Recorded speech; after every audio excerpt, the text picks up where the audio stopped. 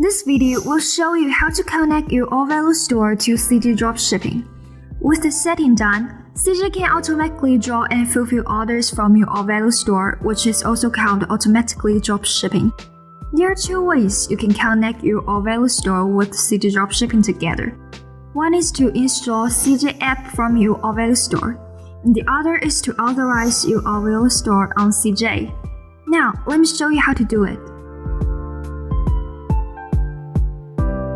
Firstly, log into your Allvalue account.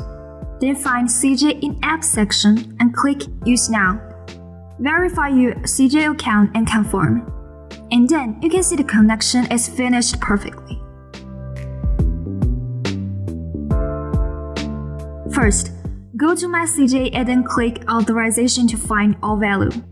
Click Add Store and enter your store address. Click Authorize, Use Now, and confirm this operation. And now you can finish all the steps and your store is well connected with CJ.